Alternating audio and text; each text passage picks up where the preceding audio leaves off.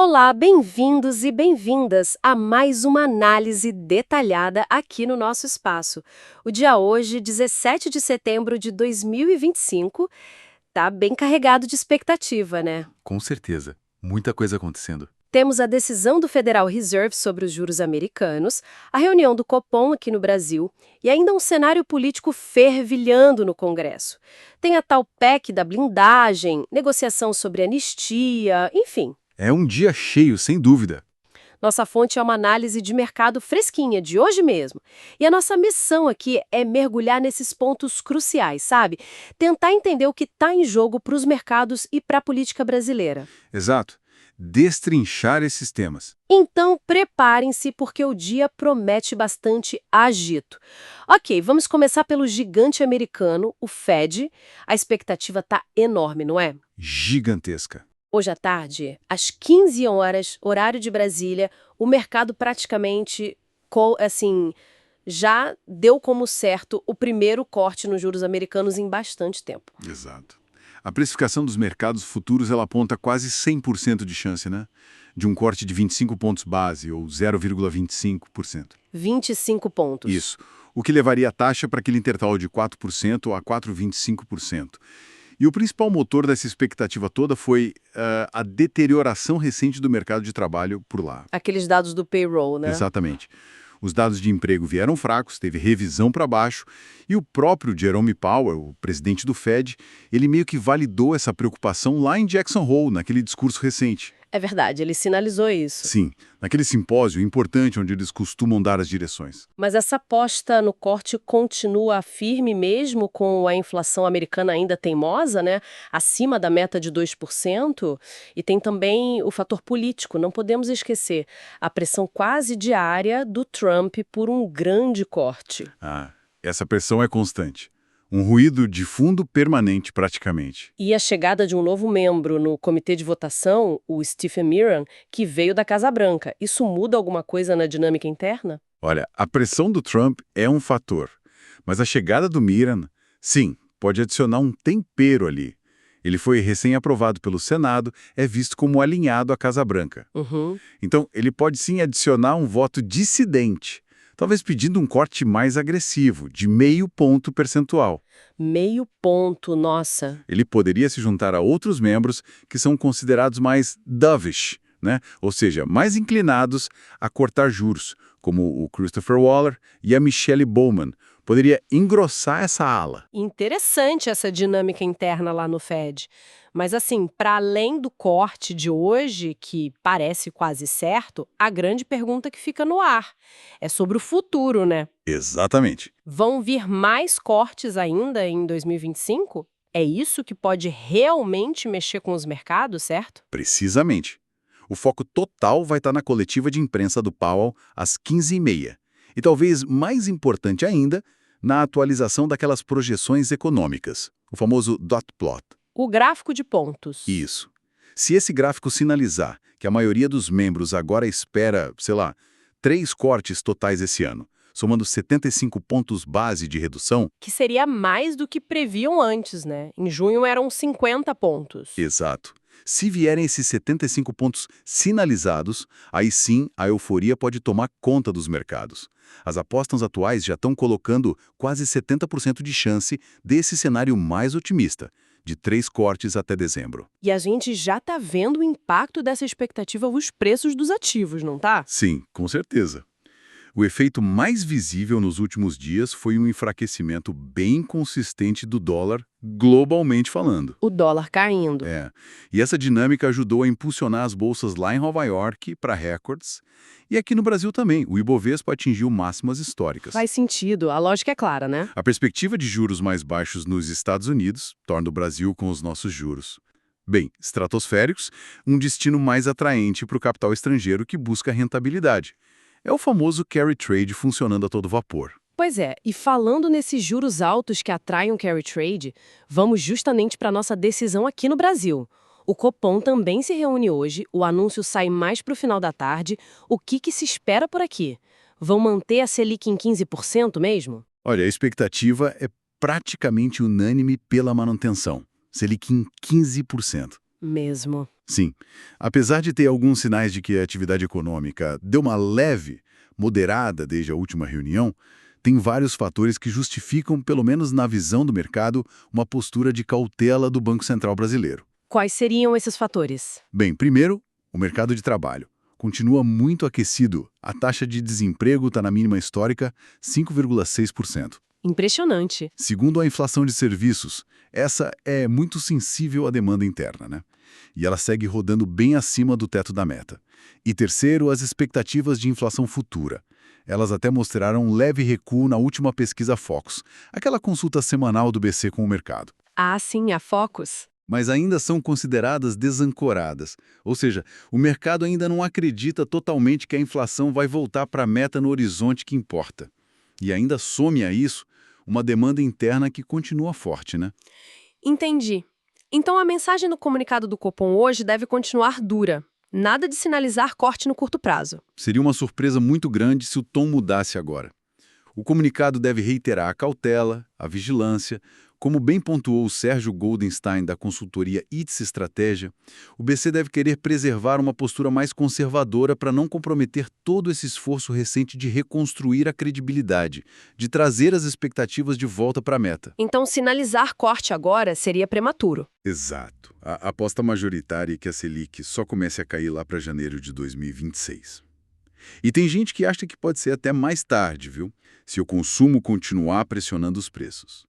Entendo a lógica interna, mas esse cenário externo, com o dólar enfraquecendo lá fora por causa do Fed, isso não dá pelo menos um alívio para o Banco Central aqui controlar a inflação? No curto prazo, sim. Ajuda. Esse enfraquecimento global do dólar é um vento a favor, não há dúvida. Certo. Ele contribui diretamente para essa valorização forte do real que a gente está vendo. E um câmbio mais apreciado, claro, ajuda a segurar a inflação, especialmente dos importados dos dolarizados. Mas é preciso ter cuidado, tem riscos relevantes aí. Quais? Bom, se a inflação americana voltar a surpreender para cima, por exemplo, o Fed pode ser forçado a mudar o discurso rapidamente. Aí reverte todo esse cenário externo benigno. E não dá para esquecer o fator interno de tensão com Washington, né? Aquela ameaça de medidas adicionais na próxima semana, isso adiciona uma camada de incerteza geopolítica, econômica. É verdade, tem esse ponto também. E essa cautela toda do Banco Central não acontece no vácuo, né? O cenário político interno também está bastante agitado. Isso adiciona uma camada de complexidade. Principalmente com o que aconteceu ontem à noite no Congresso, né? A chamada PEC da blindagem foi aprovada na Câmara. O que exatamente ela faz? Então, essencialmente, ela representa uma ampliação e significativa da proteção de parlamentares contra processos na Justiça. Uma blindagem mesma. O nome é sugestivo. O texto que foi aprovado exige que, para um deputado ou senador virar réu numa ação penal, precisa de autorização prévia da Casa Legislativa e por votação secreta. Votação secreta. Sim. Além disso, tem um ponto bem polêmico. Ela estende o foro privilegiado, aquele direito de ser julgado só pelo STF, para presidentes de partidos políticos, mesmo que não tenham mandato. Nossa, isso é forte. É bastante controverso. O presidente da Câmara, o Arthur Mota, defendeu a proposta com unhas e dentes. Argumentou que era uma medida necessária contra supostos abusos e atropelos do judiciário para fortalecer o mandato parlamentar. E um detalhe importante da votação: o Mota autorizou a participação remota de deputados que estavam ausentes. Isso foi crucial para garantir o quórum para aprovação. E essa aprovação relâmpago, assim, parece que não veio de graça, certo? Estão falando muito numa moeda de troca envolvendo um projeto de anistia para os atos de 8 de janeiro. Confere isso. Confere, e foi um acordo político bem explícito, viu? Parlamentares da base bolsonarista, eles inicialmente resistiram a votar a PEC, mas acabaram cedendo depois de receberem garantias de apoio dos partidos do Centrão. O Centrão. Isso, aquele bloco grande e fisiológico. Garantias de apoio a um projeto de anistia. O próprio presidente Mota confirmou o acordo publicamente.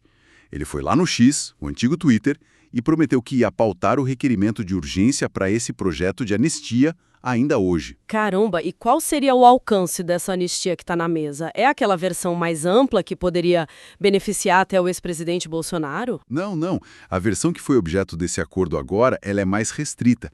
O foco principal é na redução de penas para aqueles que já foram condenados pelos atos de 8 de janeiro. Ah, entendi. Redução de pena. Isso.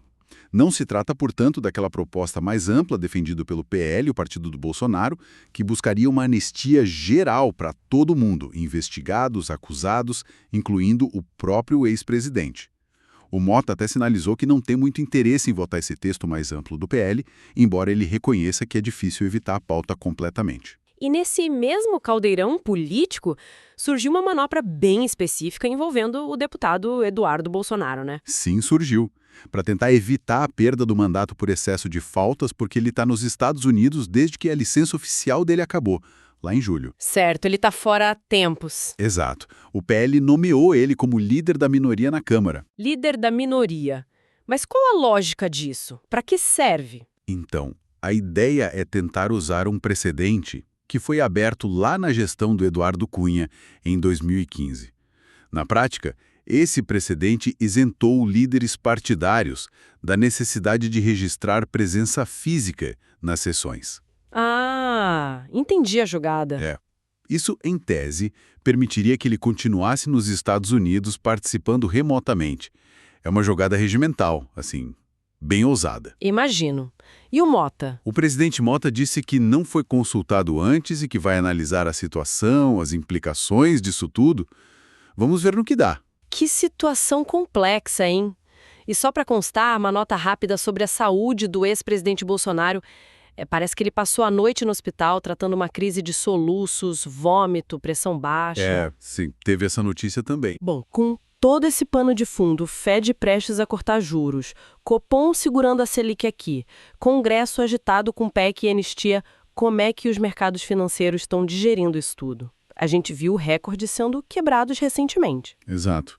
O otimismo tem prevalecido nos ativos brasileiros. E a principal explicação para isso é justamente essa combinação que a gente mencionou. A forte expectativa de que o Fed inicie um ciclo de cortes lá nos Estados Unidos, enquanto o Copom mantém a Selic brasileira nesse patamar elevado de 15%. O diferencial de juros. Exatamente. Essa diferença crescente de juros, o diferencial, funciona como um ímã para o capital estrangeiro. Alimenta o carry trade. E o resultado a gente vê no câmbio. Claramente. O dólar caiu ontem pela quinta sessão seguida. Fechou abaixo de 5,30. Foi cotado a R$ 5,2981. Menor valor em quanto tempo? É o menor valor desde junho de 2024, mais de um ano atrás. E no acumulado de 2025, a queda do dólar já está beirando os 15%. Só nessa última semana, com essa contagem regressiva para o Fed, o dólar foi de quase 5,45 para menos de 5,30. Impressionante. E a bolsa acompanhou, né? Ibovespa na máxima histórica. Acompanhou forte. O Ibovespa atingiu ontem uma nova máxima histórica de fechamento, superou 144 mil pontos. Fechou em 144.061,74 centavos. E com volume de negociação bem robusto, acima de 21 bilhões de reais. Durante o dia, chegou a bater o recorde histórico de 144.584,10 pontos. Impressionante mesmo.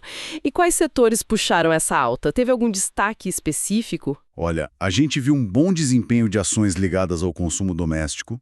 As varejistas, tipo Renner e C&A, subiram forte.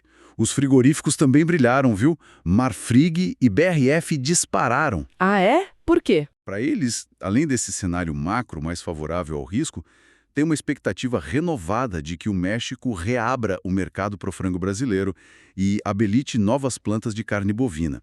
E os papéis ainda estão repercutindo positivamente aquela notícia da fusão entre Marfrig e BRF. Entendi. E os pesos pesados do índice? Bancos, Vale, Petrobras, como é que foram? Os bancos tiveram um dia mais misto, sem uma direção única, sim. A Vale conseguiu uma alta modesta. O que ajudou a Vale? Foi ajudada tanto pela valorização do minério de ferro lá fora, quanto por uma notícia específica. A agência de risco S&P Global elevou o rating da empresa, de BBB- para BBB. Ah, subiu um degrau. Exato. Um degrau acima na escala de grau de investimento. Isso sinaliza menor risco, né? Eles citarão avanços na gestão de riscos da companhia. Já a Petrobras ficou meio de lado, as ações PN subiram um pouquinho, as ON caíram levemente, e isso mesmo com o petróleo disparando lá fora.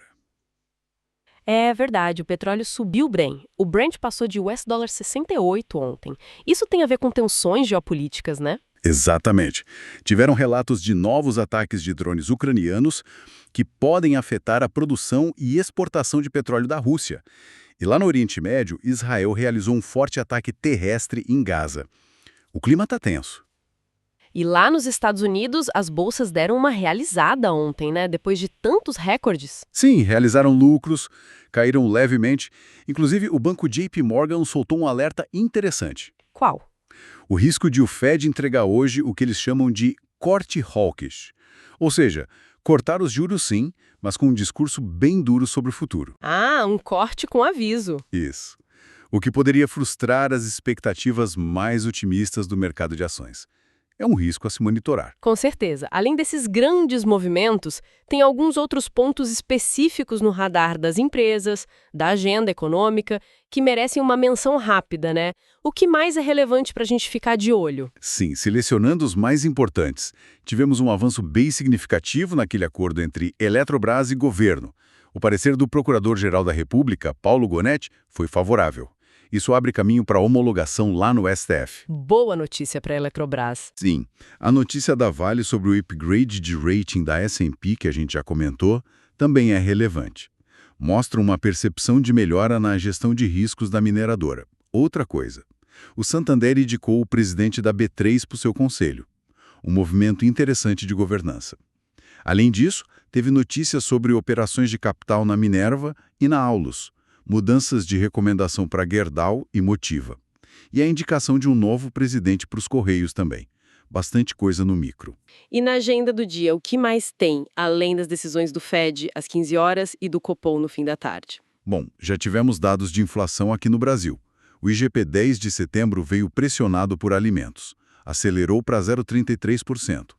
À tarde saiu fluxo cambial semanal. O ministro Haddad participa de um evento sobre riscos fiscais. E um ponto crucial no Congresso. Precisam votar hoje a medida provisória da tarifa social de energia.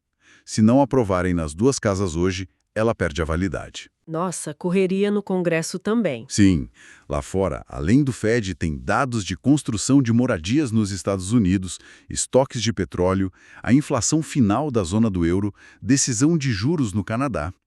E uma notícia que chamou a atenção foi aquele acordo EU-China para manter o TikTok operando nos Estados Unidos temporariamente. Adiaram o prazo de venda. Ufa! É realmente muita coisa acontecendo ao mesmo tempo. Vamos tentar resumir o cenário deste 17 de setembro, então. Temos um dia absolutamente crucial com o Fed, que provavelmente vai iniciar um ciclo de cortes de juros nos Estados Unidos. Enquanto isso, aqui no Brasil, o Copom deve cravar a Selic em 15%. Exato.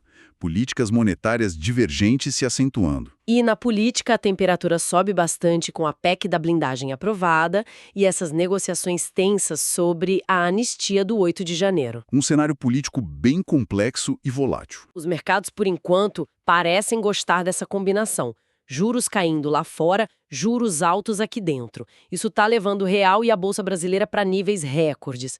Mas, como a gente viu, o céu não está totalmente de brigadeiro, né?